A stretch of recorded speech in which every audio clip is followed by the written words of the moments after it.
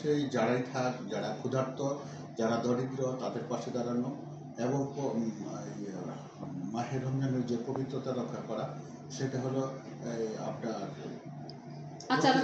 হ্যাঁ, প্রত্যেকটা পরিবারের খোঁজখবর নেওয়া এবং আপনার যে আমার মাহে পবিত্রতা রক্ষা করা, 5 ওয়াক্ত নামাজ পড়া, সঠিক নিয়মে রোজা রাখা, অন্যের হক না মারা, অন্যায়ভাবে কোনো কিছু না করা, শুধু পবিত্র রমজান মাসে না, এটা সারা বছর করা উচিত আমার মুসলমান হিসাবে।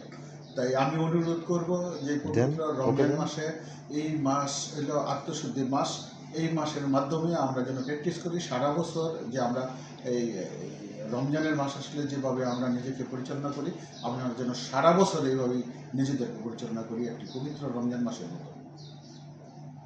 জি, আমি একটু পরবর্তী সর্বোপরি বলতে হবে, আমি একজন মানুষ হিসাবে আলহামদুলিল্লাহ, আমি মুসলমান হিসাবে আলহামদুলিল্লাহ বলতে হবে। তবে যে স্বৈরাচার শাসক শেখ হাসিনা ছিল এতদিন, যে 17 বছর তারা রাজত্ব করে গেছে বিনা ভোটে, অন্যায়ভাবে ভোট ডাকাতির মাধ্যমে, আমরা সেখান থেকে পরিত্রাণ পেয়েছি ছাত্র জনতা মিলে।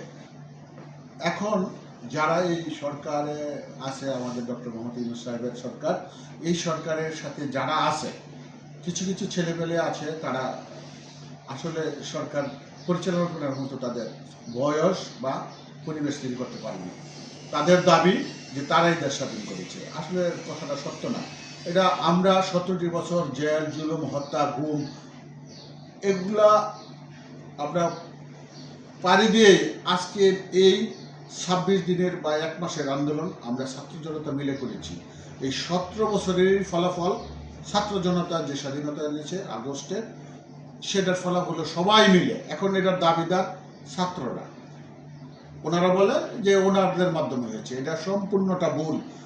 যদি আমরা 17 বছরে এক একটা নেতাকর্মী যদি আমরা জেল না খাটতাম, মিথ্যা মামলা না হতো, পরিবার ছাড়া না হতাম, তাহলে বুঝতাম যে 17 দিনে বা 1 মাসে তারা আন্দোলন করে সরকার পতন করেছে। যারা এই দাবিগুলো করে, এগুলা ভিত্তিহীন। আমরা মনে করব যে ছাত্ররা আন্দোলন করেছে, সবসময় দেশের ক্লান্তি লগ্নে ছাত্ররা আন্দোলন করে থাকে, বিভিন্ন দাবি দাবা আদায় করে থাকে। এখন তাদের দাবি ছিল যে কোটা সংস্কার, তারা নতুন দল গঠন করবে, দেশ পরিচালনা করবে, এই দাবি তো তাদের ছিল না। এখন দেশ স্বাধীন হওয়ার পরে কেন তাদের এই দাবি দেওয়া থাকবে? আমরা চাই দেশের ছাত্র সমাজ তারা দেশের ক্লান্তি লগ্নে দেশের জন্য মাঠে আসবে, আন্দোলন করবে, সংগ্রাম করবে এবং দেশের প্রয়োজনে তারা আন্দোলন সংগ্রাম করে দাবি দেওয়া আদায় করবে। এটাই ছাত্রদের কাজ। এখন ছাত্ররা যদি আজকে এই গদিতে বসে নতুন দল গঠন করে তারা আবার নির্বাচনে যাবে, সরকার গঠন করবে, এই স্বপ্ন দেখে, তাহলে এই 18 কোটি মানুষ কখনো মেনে নেবে না, আমরাও মেনে নেব না। আমরা চাই ডক্টর মোহাম্মদ ইউনূস সাহেব অত্যন্ত ভালো লোক, তার পরিচিতি সারা বিশ্বে আছে, সে যেন সম্মানের সহিত এই দেশের জনগণের, আপময় জনগণের সবাইকে নিয়ে একটি সুন্দর, সুষ্ঠু, গ্রহণযোগ্য নির্বাচন উপহার দিয়ে একটি রাজনৈতিক দলকে দেশ পরিচালনার দায়িত্ব দিক, এটা আমরা কামনা করি এবং এটাও উচিত করা ডক্টর ইউনূস সাহেব। বেশি একটা প্রশ্ন শেষ করি। নির্বাচন, যারা এই যে বর্তমান সরকারের উপদেষ্টাগণ আছে, তারা নির্বাচন, ওই যে একটু আগে বললাম যে ছাত্রদের কাজ হলো কি, যে দেশের ক্লান্তি লগ্নে আন্দোলন সংগ্রামের মাধ্যমে দেশের হাল ধরা বা দাবি দাওয়া আদায় করা। ছাত্রদের কাজ কিন্তু দেশ পরিচালনার দায়িত্ব না, যে কোনো বিষয়ে একটা ম্যাচুরিটির ব্যাপার আছে। এখন যে ছাত্ররা আন্দোলন করে, ছাত্র জনতা মিলে বা বাংলাদেশের আপময় সব দল মিলে এই সরকারকে, বিগত দিনের সরকারকে পতন ঘটিয়েছে, সব দল তো চায় না ক্ষমতায় বসতে পারবে, তাই না? আবার সব সংস্থা, যারা ছাত্র জনতা মিলে আন্দোলন করে স্বাধীনতা করেছে, তারাও কিন্তু ক্ষমতায় বসতে পারবে না। এখন আপনি ক্ষমতায় বসে দল গঠন করবেন, আবার সেই দল ক্ষমতায় আসবে, এই যদি স্বপ্ন দেখেন, তাহলে তো আপনারা দেশপ্রেমিক না, দেশের জন্য কাজ করলেন না। আপনার দেশের সাময়িক যে গুরুত্বপূর্ণ সময়ে যে আপনার আন্দোলন সংগ্রাম করে আপনারা স্বাধীন করেছেন, এই দেশের জন্য এই দেশের মানুষ আপনাদেরকে মনে রাখবে, এটাই স্বাভাবিক। কিন্তু আপনারা দল গঠন করবেন, আবার সরকারও গঠন করবেন, এই স্বপ্ন আপনাদের দেখা ঠিক হবে না। এখন আমি আমার ইয়ে থেকে বলতে চাই যে এই 17 বছরে আপনারা বিএনপির যে প্রায় লক্ষ লক্ষ মামলা হয়েছে, হাজার হাজার মানুষ গুম হয়েছে, হাজার হাজার মানুষ ঘর বাড়ি হারা হয়েছে, এখন